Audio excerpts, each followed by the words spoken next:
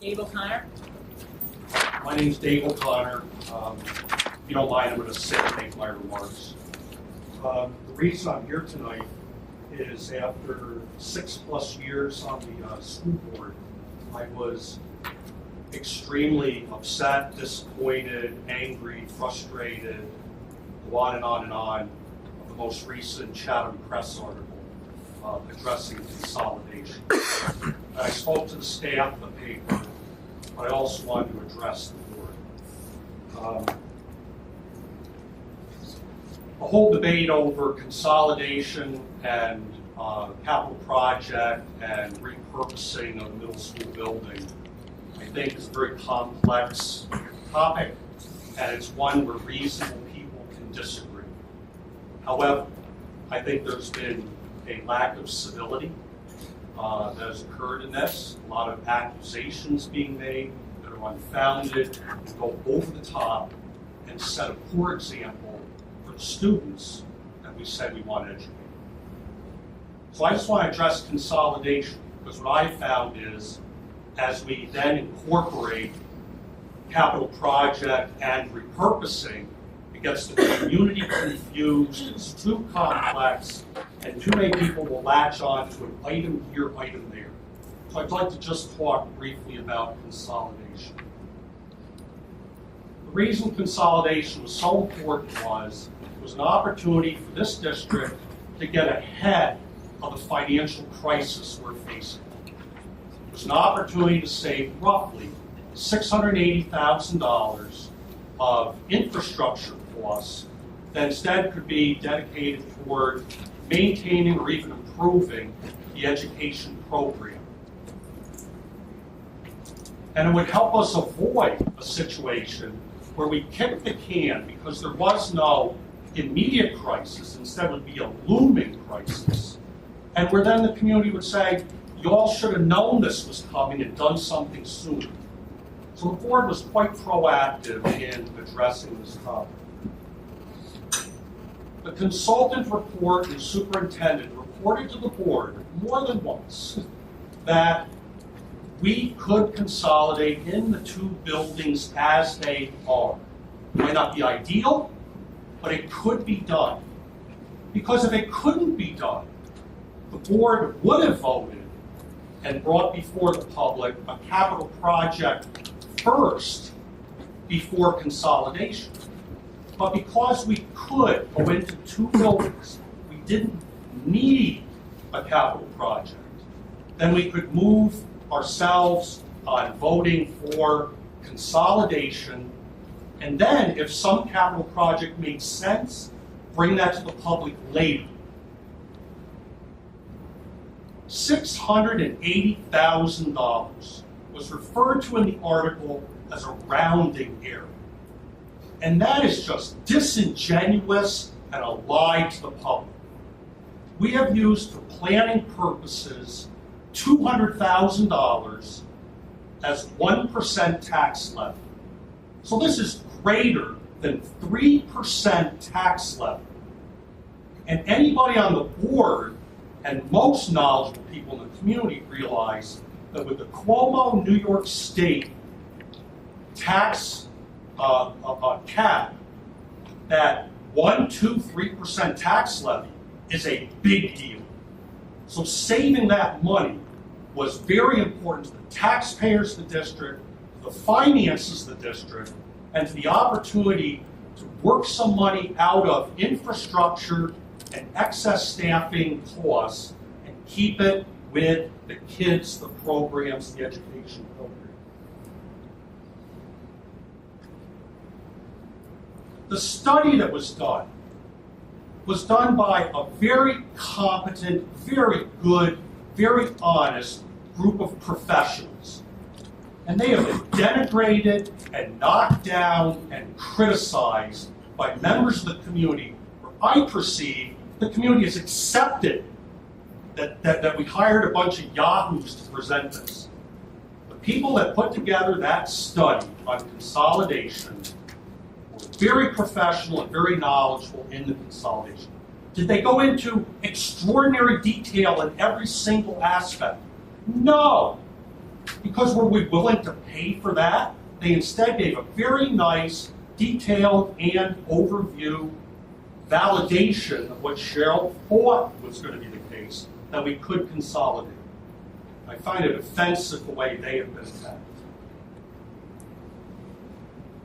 The article talked about the board was presented surveys by the students. I only talked to Muriel regarding this. I tried to pay attention as a board member. I tried to do my duty and do a good job, the best I could. I never remember the students presenting to me as a board member any survey results. They went to the superintendent, or they went to the principals, or they went to the board officers. That I don't know. But Muriel and I do not recall ever receiving any survey results. It's safe to say all of the board would have taken great interest in what the students' input was. But again, another item called out in a local paper as a fact, when I think it is anything but a fact. Cutting jobs. The article addressed almost that we were looking for opportunities to damage hardworking employees. That is a lie.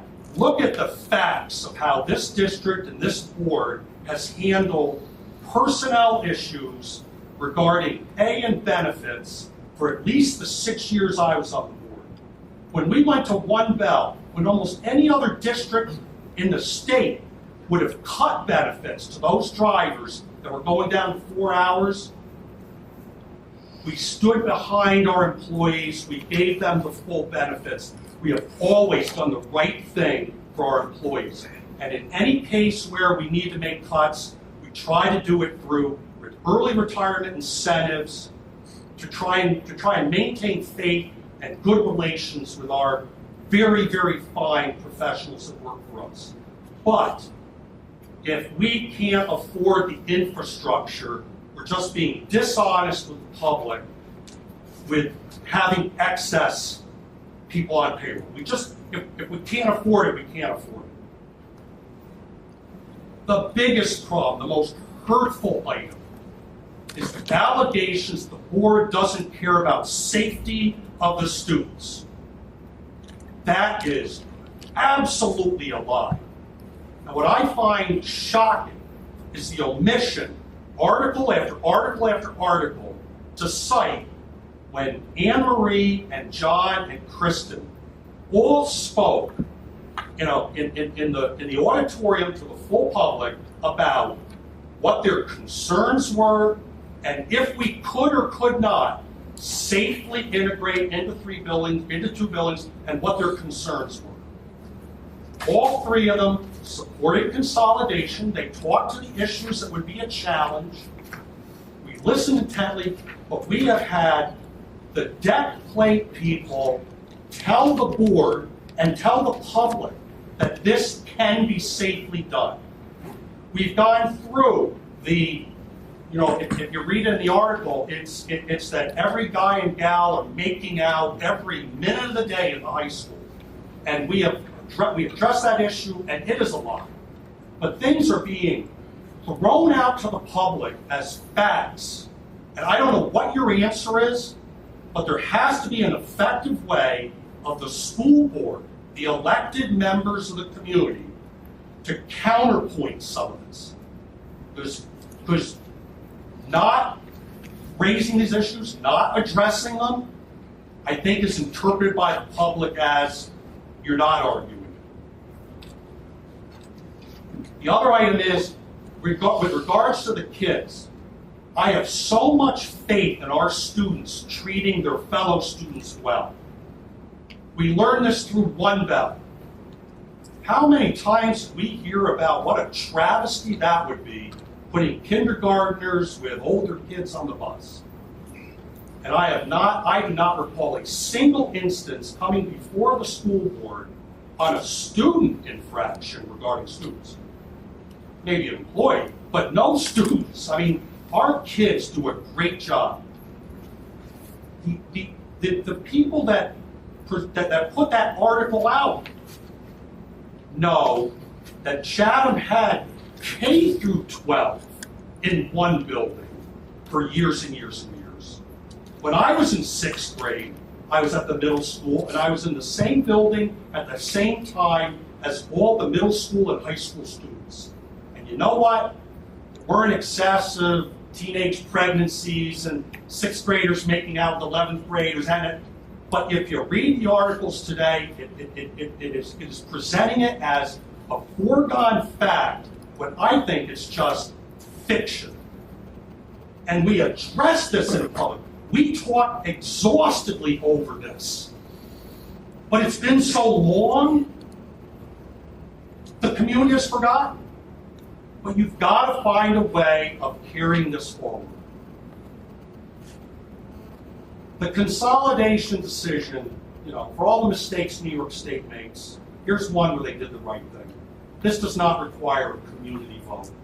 This does not require every voter in the district to be an expert on what the intricacies are on consolidation. This does not need a district referendum. This requires democratically elected board members to vote to consolidate or not.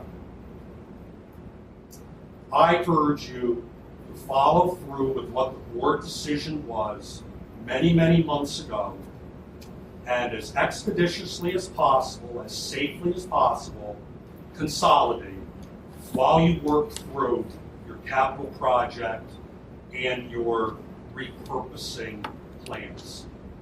But for the people who are fighting this, and listen, I support their right to argue. Reasonable people can disagree on this. But delay works to their advantage. Delay hurts the financial standing of the district. Thank you.